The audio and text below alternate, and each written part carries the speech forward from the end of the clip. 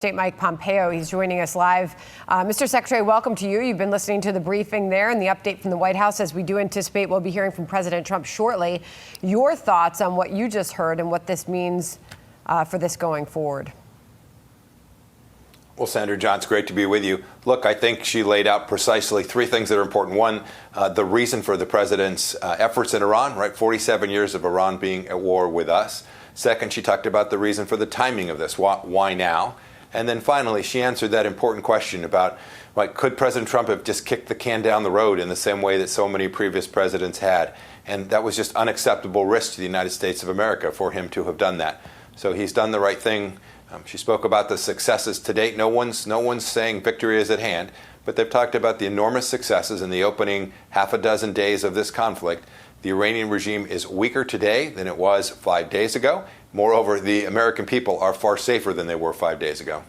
Mr. Secretary, though it's not a stated goal of this administration, the president has talked about the benefits of regime change, I guess, in Iran. But the question is, what does that look like? There's talk that Khamenei's son may become the next Ayatollah unless there is some sort of popular revolt within Iran. And if there is, what comes next?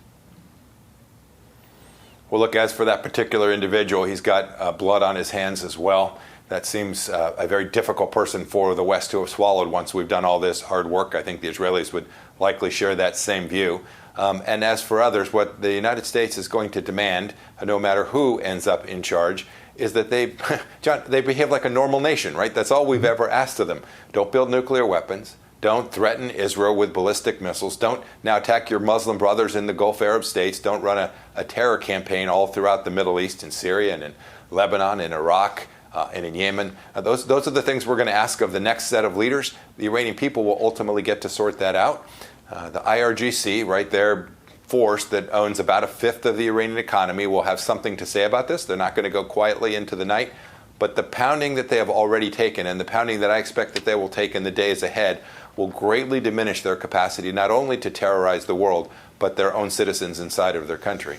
On chartering these flights and getting those Americans that may be in harm's way out, Caroline Levitt just said this. SOT3 from our bank, guys. And we are actively and rapidly working to charter flights.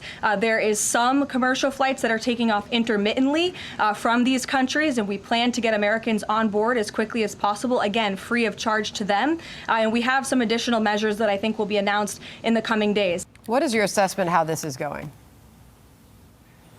Look, these are difficult things. I remember when COVID hit. Senator, you'll remember this too. We had to evacuate hundreds of thousands of people when the world was shut down. Commercial air wasn't happening. It was even hard to move vehicles in many countries. So this will be a difficult undertaking. I think the administration is serious about this. They've been thoughtful. They're going to marshal the resources. But you have to get these folks to a place where they can actually go to an airport where that is safe, and then find enough seats, enough capacity to actually get them home. Secretary Rubio, I'm sure, will be leading this charge, and I'm confident in the days and weeks ahead, the volume of people that can come back who choose to. I've talked to Americans in the region who think, it's pretty damn safe here, actually, in Abu Dhabi or in Riyadh. They're not worried and not anxious to get home. But those who want to come home, I'm confident the United States government will do everything they can to assist them in getting out of what they view as harm's way. Yeah, we pointed out a short time ago that Admiral Robert Harward, retired, is in Abu Dhabi. He was playing golf this morning as he appeared with Harris Faulkner. I know Admiral Harwood pretty well. That doesn't surprise me. I'll bet he didn't hit a straight one, though. Well, he didn't seem to think that a golf course was high on the priority list of targets for Iran. I want to come back to this idea, Mr. Secretary, of what happens after the bombs stop falling, because you can take away Iran's ballistic missile program. You can take away their potential for making a nuclear weapon, at least in the interim. You can maybe even stop their malign support for proxies throughout the Middle East. But if you don't change the regime, I mean, aren't we just going to be back here in 5 years or a decade doing this again? John, that could well be true. Sometimes you just take down risk for the moment, right? If we got 5 or 10 years of stability and peace from Iran, that'd be a major accomplishment for sure. Second, we shouldn't diminish that the regime has already changed. Everyone says, is the regime going to change? Make no mistake about it. The theocracy that was in control of Iran for the last 47 years is no more. That the change has already occurred. Now we need to sort through what that's going to look like. Some of that we can influence and impact, and some of it will ultimately be up to the Iranian people. But I'll remind you, John, this isn't just about Iran either. It's about the Gulf Arab states, Israel's right to exist, peace in the region, and the Chinese Communist Party and the Russian influence in the region almost all flowed through Iran. I promise you, no one's going to start to pick the Chinese and the Russians as their defense partners after they've seen the U.S. decimate Chinese and Russian equipment, technology, and structure for their military. The Chinese Communist Party has been diminished as well, and President Trump should get all the credit that's so much deserved for having done that. More work to do, but a lot already accomplished.